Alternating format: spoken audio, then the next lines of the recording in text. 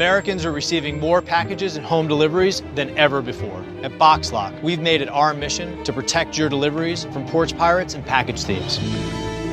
Our first product is a smart padlock that opens when you use it to scan a valid barcode. With BoxLock, deliveries are safe without having to ship everything to the office, make an extra stop at your P.O. box, chase down the delivery driver, or let strangers into your house while you're not home. All you need is a secure locking storage bin, internet access, and a box lock.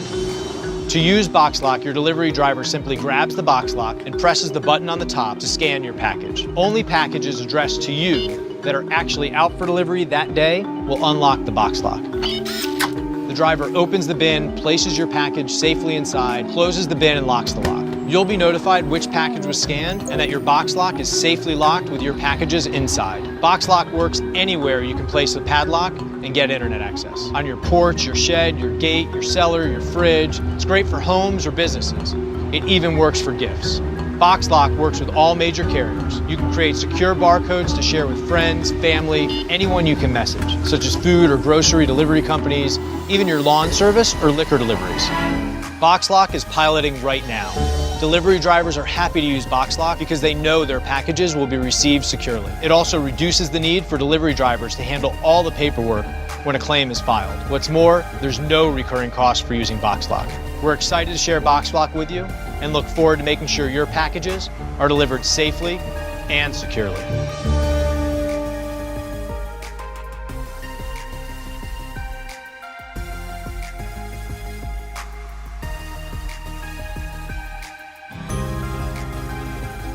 This is Omi.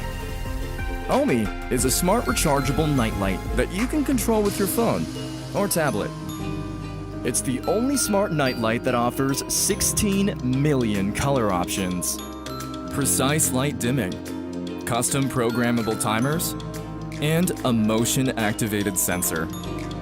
Oh, did we mention it's portable? Omi has a safe rechargeable battery that lasts up to 8 hours. Finally, a modern nightlight that looks great and offers functionality that you actually want. Omi is way more than just a nightlight. Hi, my name is Mitch. I'm a product designer for a company called HumanScope. For the last year, the team and I have been working on something called Omi. Omi is a smart rechargeable nightlight. We ran a campaign on Kickstarter last year and it did really well. Now we're about to enter production and we've teamed up with Indiegogo to offer in-demand so we can sell it at a discounted rate one last time. We've designed Omi to be safe and portable, so we've incorporated these folding prongs on the back so that you can place it on a flat surface. Omi has a built-in rechargeable battery, but it's not a dangerous LiPo battery. It's an iron phosphate, which is very stable and it won't catch fire. As a nightlight, the Omi's battery will last up to 10 hours, or you can crank the output and use it as accent lighting for 3 hours. The great thing about Omi is it's Bluetooth enabled, so it works with our iOS and Android app that we've developed. With the app, you can dim or brighten the light. You can choose between over 16 million color options. You can enable motion detection, and you can set it to turn on for 5 seconds or 10 or however long you want. You can also program up to 8 smart timers for Omi. The smart timers allow you to turn the light off or dim it down at a certain time, or you can turn the light on or have it change color at a different time. We've also gone above and beyond with the aesthetics of the design. We've incorporated this elegant aluminum bezel, which can be used to turn the light on or dim it or turn it off completely. I'm really excited about what we accomplished in the last year, and I know it took a little longer than expected, but we think we have a great product and we can't wait to start shipping it to you.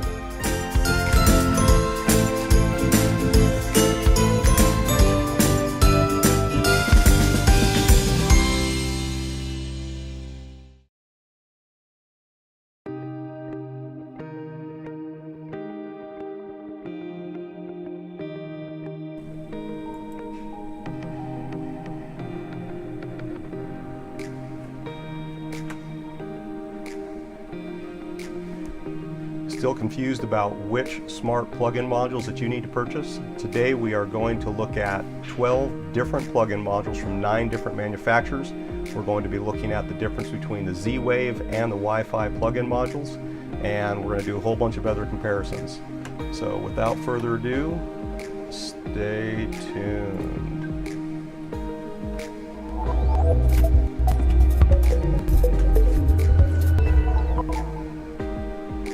Hi again, John Stone, the DIY smart home guy. Hey, sorry about the intro glitches there. I'm still figuring out this live streaming stuff. But as promised, we are going to be looking at 12 different modules from 9 different manufacturers. And we're going to be looking at some round ones, we're going to be looking at some rectangle ones, and we're going to be looking at some big jumbo models. So also for those of you that are interested, right down here you'll see I've got the ticker for Patreon. I've started up a Patreon channel as well, and some of the excess devices that we cover in my videos will be made available to those people that are supporting me over on Patreon on a first come first served basis. So without further ado, let's get into this. If you are interested in staying up to date on the live streams, then there's a bell icon right down there. It's about down here, or maybe it's down here. Next to the subscribe button, click that bell icon and it'll make sure that you are notified when we're doing these live broadcasts. So let's get into this. We're going to start off with some of the round plug-in modules here. So let's take a look at this guy and this guy.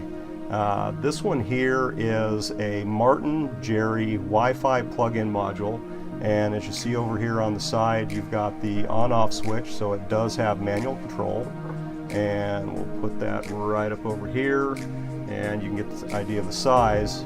This one here is an eTech City Wi-Fi plug-in module, and when you look at the size side by side on that, you can see that this one is a little bit bigger and it does have a different plug orientation, and it's got this little nub down here on the bottom to accommodate the on-off switch right down there at the bottom.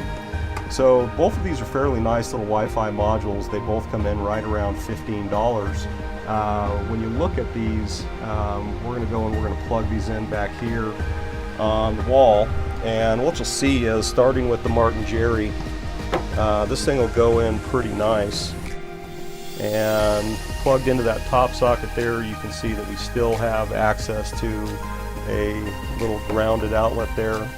Plug that into the bottom, and when it's plugged into that bottom you're not going to be able to get this really into the top. So unless you're using something thin like this little USB charger here, then that top outlet you're going to be out of luck on. Likewise, when we go over and look at that eTech City module, again down on the bottom you're going to have full access to the top here, which is pretty cool. But when you plug this up on the top, that lower outlet is completely blocked off. So you might want to keep that in mind when you're selecting these Wi-Fi modules here. I've tried this to have 2 in here. You can't fit 2 of these over or under in the same outlet, and the same goes with that Martin Jerry. And so that is kind of sad because I like these quite a bit. And one of the things now that I like about this eTech City module here is it does have a power monitoring function that you can look at your power consumption. Hey, modern day family man, too bad you can't stay, but thanks for popping in to say hello. This does have power monitoring functions in the app, which is pretty cool. So looking at these, the Martin Jerry, as I said, is about 15 bucks. It's a single outlet. It does provide manual control, best fitted to the bottom socket there. It does block those sockets, and the app for this is called the Smart Life app. It is Alexa compatible, and it does have access through the Smart Life into IFTTT. And because you have access into IFTTT, you can also get it into Stringify, which is pretty cool.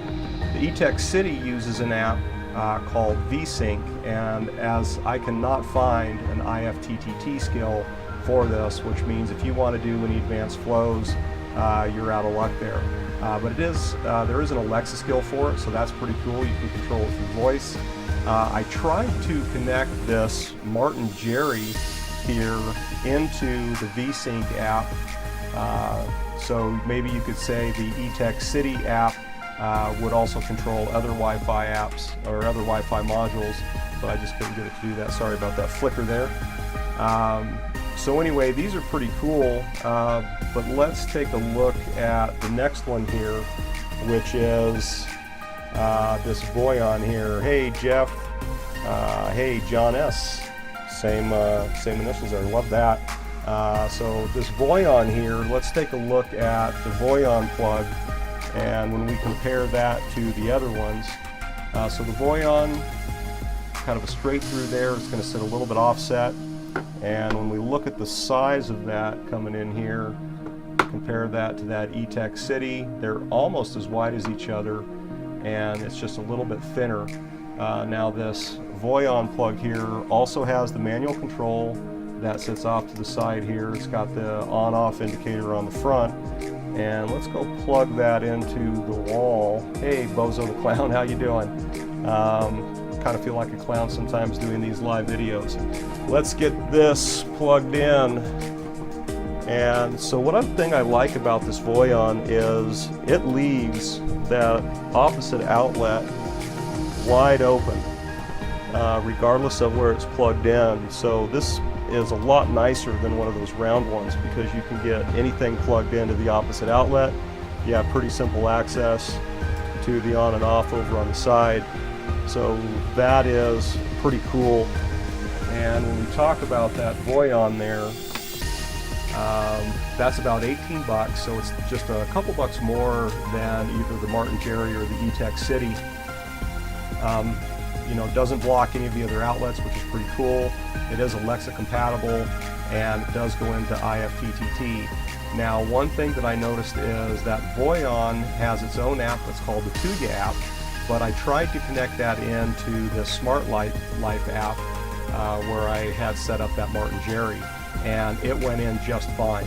So I was actually able to control both that Voyon and the Martin Jerry through the same app, which I really liked. Now, one of the things that you need to consider when you're looking at these Wi-Fi hubless smart plug-in modules is if you want to do any advanced home automation, then you're going to need to make sure that they can share the same app, or they're going to have IFTTT compatibility. If you don't have that, when you start wanting to say, look, if this light comes on, turn that light on, or you're going to want to run advanced schedules, if you're going to want to hook this into motion detection, all sorts of other things like this that a smart home really should be capable of. If you don't have the interoperability through IFTTT or Stringify, then really the best you're going to achieve is I can control it with my voice through Alexa, which in my opinion is not home automation, it's just manual control. So there's my little spiel on that. Sorry about the noise there.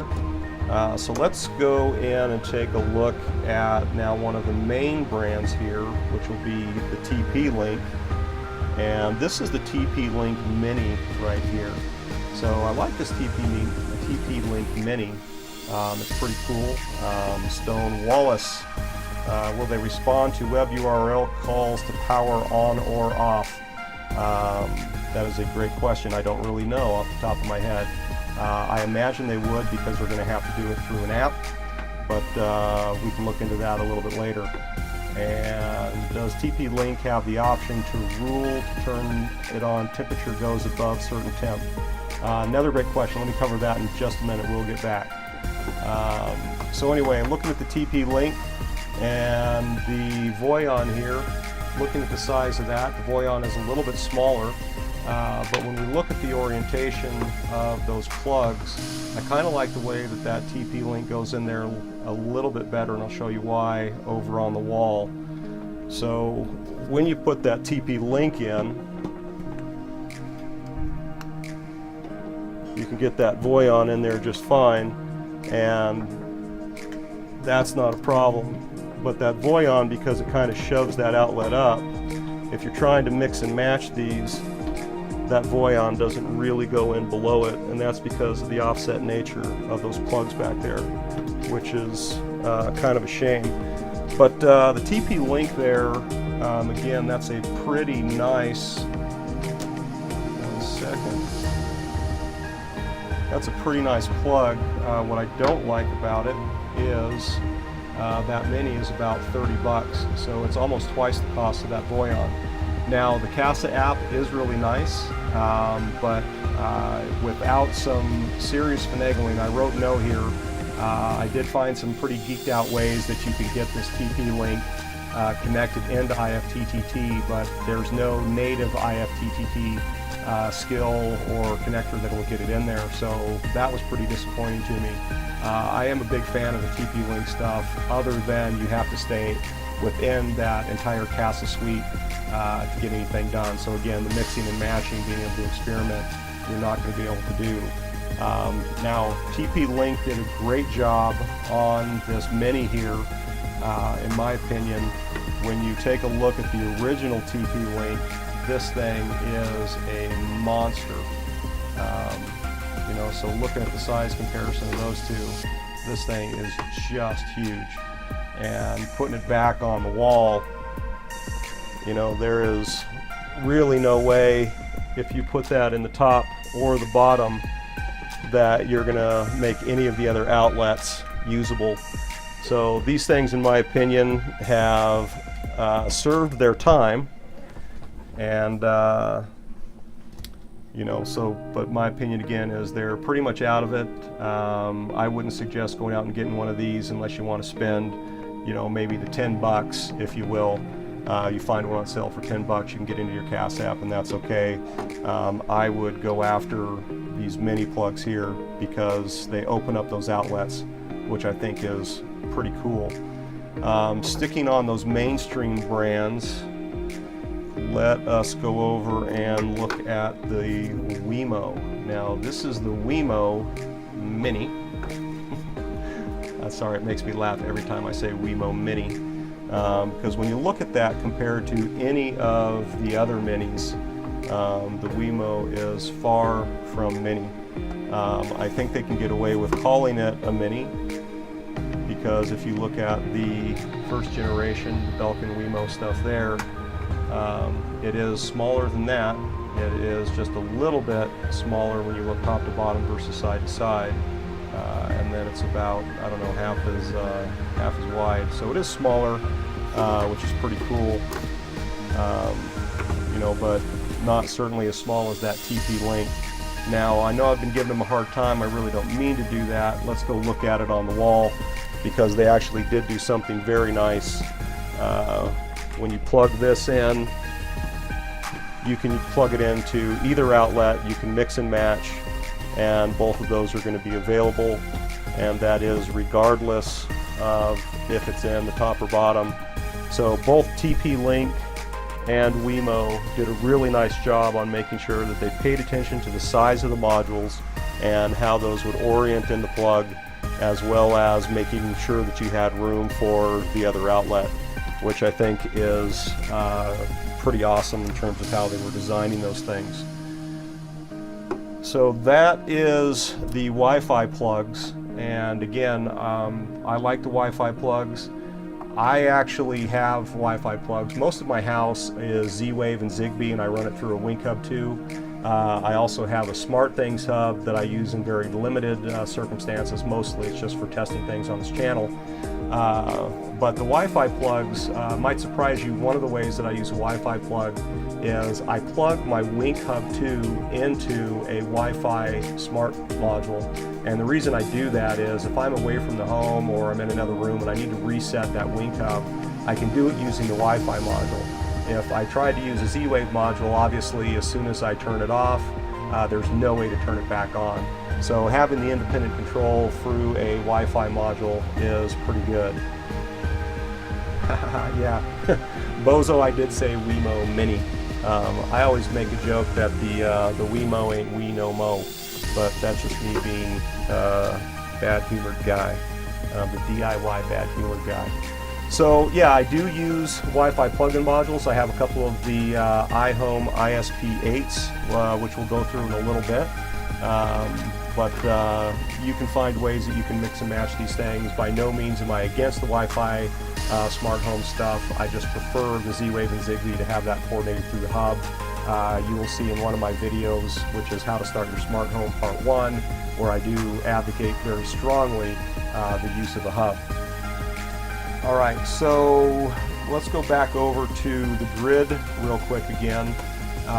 When you look at the price of the TP Lynx and the Wemos, they're 30, 35 bucks. And you know, so other than, I would say, on things like the Voyon, the E-Tech City, and the Martin Jerry, I have no real idea about how well these are constructed and what the longevity is. I just got these in the mail the other day. But my experience with both the Wemo and the TP Link is running them over a year on some of these. They've been fully reliable. So I don't know if the money is worth it or not when compared to something like the Voyon. But again, as I said, on the TP Link and the Wemo Mini, I really do like the way those things configure into the outlets. The Wemo app does integrate with IFTTT, which means you can get it in a Stringify. And so if you're using other things that you can get into IFTTT and Stringify, you can mix and match, which again to me is super cool. All right, let's now go over and look at some Z-Wave modules. And you'll have to forgive me here, I need a drink. And it'll be rum later. If you've seen any of my other videos, you'll know that I'm pretty into black spiced rum. All right, so let's take a look at the Inventions module here. And the Inventions module, I gotta tell you, I really like this thing. This is one of my go-to modules. This is a dual channel. It has a plug on each side, and that is super cool because you can control both outlets. Now typically where I'll use this is in my studio here, and I'll have it to control the studio lights, but I do use it other places in my house. This is an older version here. Let me go over and show you what the new one looks like. So Inventions was originally, if I understand this all correctly, was partnered with Show Home, and Inventions is now under their own brand, and it's essentially the same module as what I was showing you over here. So it's the same thing here. Another thing I really like about this is the orientation of this plug. Excuse me. You'll see if we look at this GE plug-in module here, and I put this in the video where I reviewed this GE module. This thing is got this grounding outlet towards the back of the plug. Once you plug this in, my air conditioner in my sunroom has an L-shaped plug, and there's no way I can use an L-shaped plug in here. So I like the fact that this Inventions has oriented that plug the other way, and there if you do the side-by-side, you can see that. Now this GE plug also is a dual outlet plug, but you see it's only got the Z-Wave on the one side, and the other plug is just a standard plug. It's always live when you're plugged in there. Now GE does make a couple of different options for you here. There's this one here, which is a dual channel, and the dual channel it's about $35 or $40. And then they make actually I'm sorry, this is the dual outlet single channel. The dual channel, 2 independent controls. It also comes with these USB charger ports on it, which is super cool. It's on both sides. You can go check these out. This thing here though is about $65, $70. So when you look at the price per controllable outlet on this Inventions, it puts it really into the same price range as that Voyon. You're about 15, 18 bucks per controlled outlet on that Inventions. This is also a Z-Wave Plus. The GE I'm showing you right here is just a regular Z-Wave, but the one I showed you on the slide there was also a Z-Wave Plus. Now the downside to these Z-Waves is they're a bit heftier, and if we go over to look at the wall here, they do have the low profile, and you can see there it does encroach a little bit there on that second outlet, but you can just barely get in a regular 3-prong plug in there.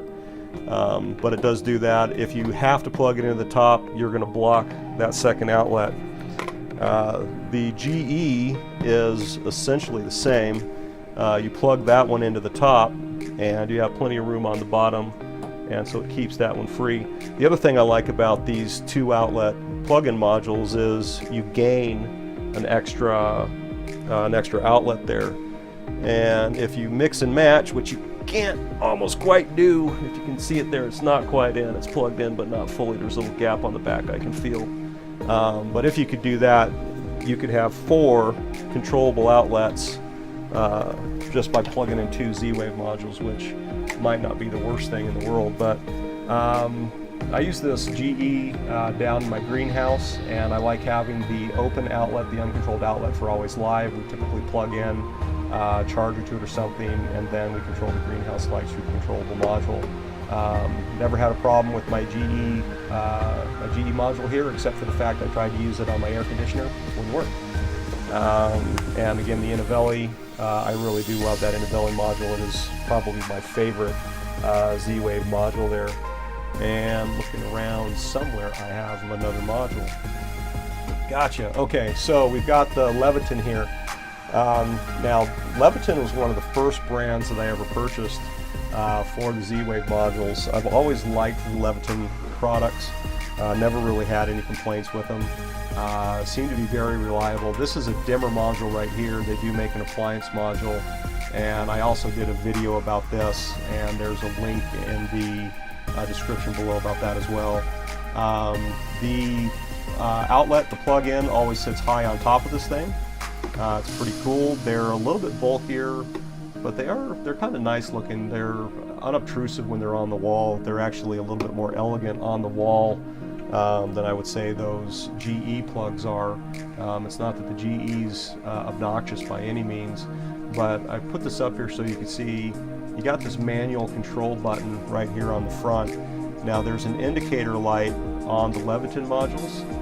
The bummer is this does push in. This is really only a reset.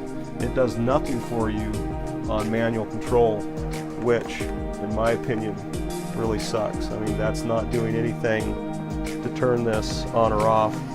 So unfortunately, I hate to say it, but I'm getting away from the Leviton modules, and I've been kind of giving these away to some friends, and I do have a few more that I'll be changing out over time.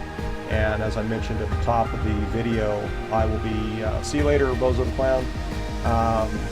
Over time, I will be giving these away over on my Patreon channel. First come, first serve. This isn't like a giveaway or a lottery or anything like that. I'll be posting up to patrons that are supporting the channel and allowing them to have access to some of these devices over here. Bozo the Clown, love your videos. Thanks. Go check out Patreon if you love them that much. Just kidding, just kidding, just kidding, just kidding. Joke. All right, so that's the Leviton. Again, the Levitons are very reliable. I have no problems at all with the Leviton devices in terms of reliability or anything like that. But you know, at the end of the day, that lack of manual control has kind of been a deal killer for me. So I've been sticking more with the Innovellis and the GEs at this point. So coming back over here, let's take a look at our little grid here. We talked about the GE single channel, dual channel. As I said, that dual channel I showed you is about 65 bucks. I think you might be able to find it cheaper. 2 plugs. Now all these Z-Wave modules that I just talked about do require a hub, like a Wink hub or a Smart Things or a Vera. And I know that there's a lot of people that are trying to go Wi-Fi because they don't want the extra expense of the hub. You can find the hubs go on sale all the time. I still see them sometimes for around 50 bucks. Generally when they're on sale, maybe $79, $80, but I would invest in the hub and try and stick to devices, Wi-Fi or Z-Wave or Zigbee, that are going to allow you to integrate with your smart home hub. It's going to open up so many possibilities for you that it's kind of unreal. And speaking of Wi-Fi plug-in modules that can integrate with a Wink hub, sorry about that, change the camera. Let's go over to that desktop view again. The iHome control, which I did a video with Modern Day Family Man on these not too long ago. There's a link in the description below. This module right here, this is an ISP5. I would suggest going out and getting the ISP8, but this actually connects into the Wink hub. So you can control it. Now it is cloud control, but you can control this through your Wing Hub, through your robots, through your schedules, and it's pretty cool. The other thing I like about these ISPs is, just like I was showing you on the TP-Links and the Wemos, is they always make sure that you have room for the over-under. It's a pretty nice design there. Never blocks another outlet. It is a single outlet, but you know, it's a really nice plug-in module. So with that, you know, you can get into that ISP 8 or the ISP 5 or the ISP 6. You can integrate that into your Wing Hub. And as I was saying, if you want to use a Wi-Fi module to do something like control your Wing Hub or your SmartThings Hub for resets, you can do that, but you'll also have access to it inside and outside. And again, I just love the footprint of that ISP, that iHome module there when we compare it to the other Wi-Fi modules. So it is deserving, in my opinion, of being called a mini.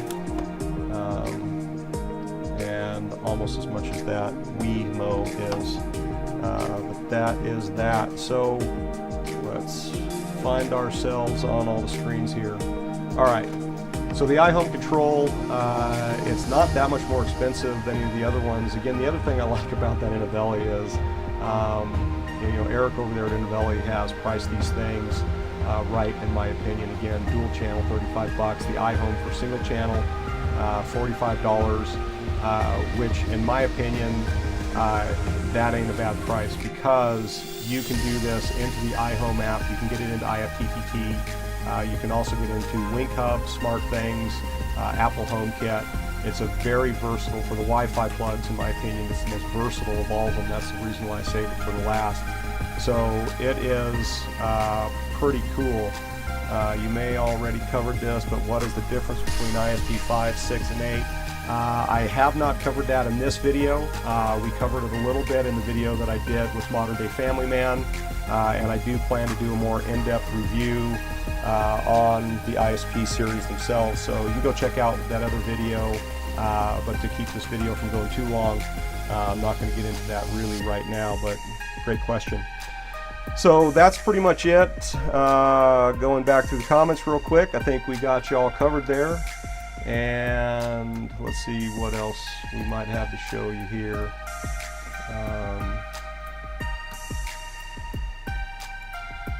So here is the ISP8. One of the only real differences, other than some improved signal strength, blah, blah, blah, wait for the video, is the shape. They are shaped a little bit different. I don't know if you can see the manual control is up here. And this one here is a little more of a sleek design. And your manual control on the ISP8 is over on the side. So that is pretty much that right there. So with that, I hope that was a lot of fun for you. It was certainly a lot of fun for me. I'm going to try and do more of these live videos. Frankly, I think they just cut down on the production time. It makes me more reliable in getting the content out to you. If you want to be notified for these, please go down and click the subscribe and the bell notification, bell icon next to the subscribe, and that'll make sure you get notified when the live broadcast starts. So with that, thanks for watching. Don't forget to subscribe, don't forget to click like, and over here there's a couple of other videos that you might enjoy. Check out the Patreon channel. It's Patreon/DIY Smart Home Guy. And thanks to all of you that are already following me over on Facebook and Twitter. Until next time, cheers.